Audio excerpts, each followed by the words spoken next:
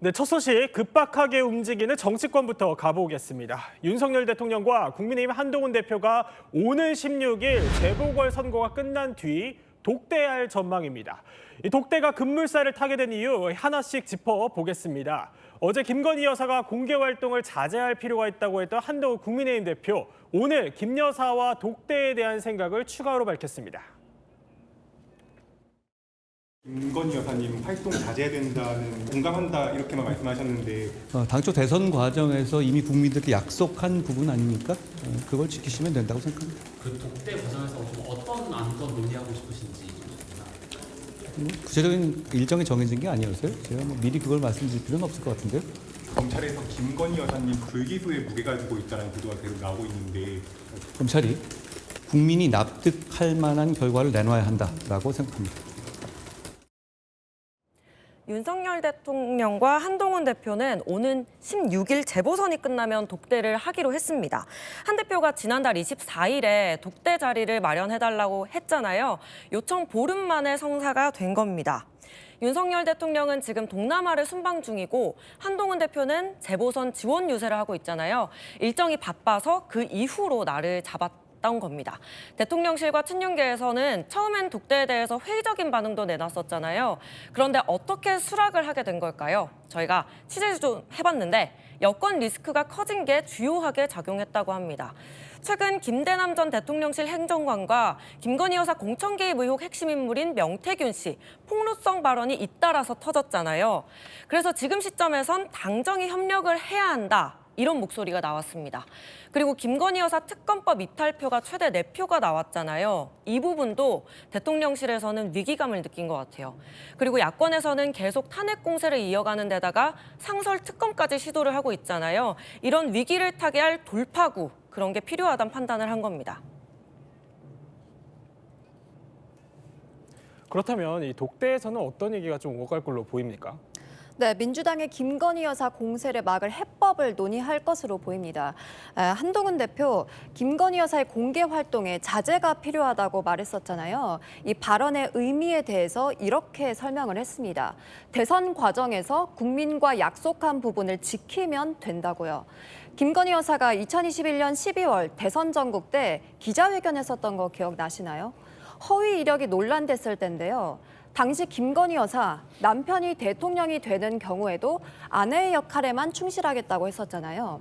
이번에 한동훈 대표, 그 약속을 지키라면서 공개 활동 자제를 요구한 겁니다. 한 대표는 또 도이치모터스 주가 조작 수사에 대해서도 검찰이 국민이 납득할 만한 결과를 내놔야 한다고 했는데요. 이르면 이번 주에 김건희 여사 기소 여부가 결정되죠. 만약 김 여사가 무혐의로 불기소가 되면 행보 자제 정도로는 여론 악화를 막을 수 없다. 이런 판단을 한동훈 대표가 한 것으로 보입니다. 독대가 급물살을 탄 또 다른 이유는요. 정치 브로커 명태균 씨의 폭로성 발언이 이 논란이 계속되면서 걷잡을 수 없게 커졌기 때문이잖아요. 그래서 한동훈 대표는 또 명 씨를 협잡군이라고 부르면서 구태 정치를 뿌리 뽑겠다 이렇게 밝히기도 했었는데 한번 들어보시죠.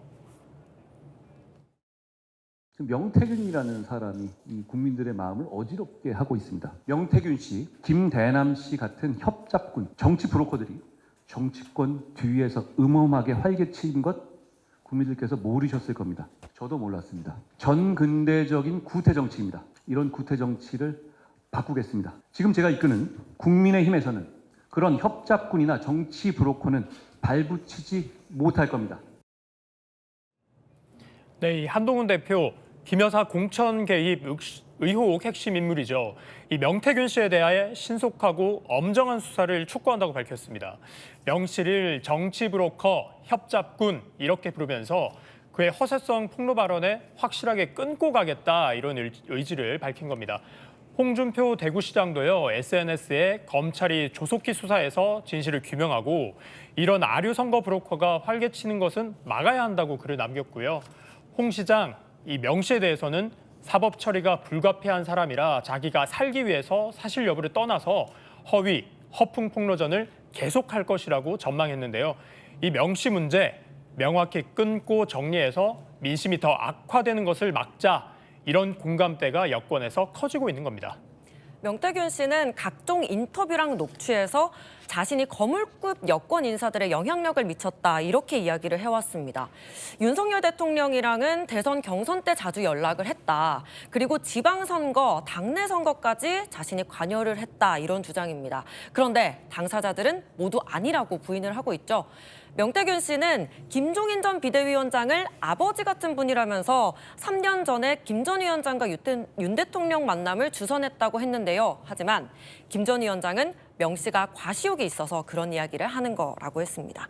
그리고 명태균 씨는 2021년 서울시장 보궐선거 때도 오세훈 당선에 자신이 역할을 했다 이렇게 이야기를 했는데 오 시장은 자신을 돕겠다던 수많은 사람 중 한 명이 명태균 씨다 이렇게 일축했습니다. 또 있습니다. 명 씨는 지난 국민의힘 전당대회 당시 나경원 후보와 원희룡 후보를 만났다고 했죠. 그런데 나경원 의원은 일종의 염탐이었다고 해명을 했고 원희룡 전 장관 측은 김영선 전 의원이 데리고 와서 인사만 했을 뿐이다 이렇게 선을 그었습니다.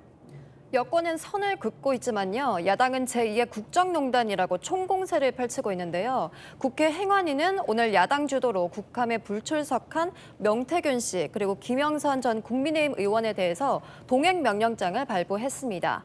김 전 의원은 최근 동아일보 인터뷰에서 이렇게 밝혔죠.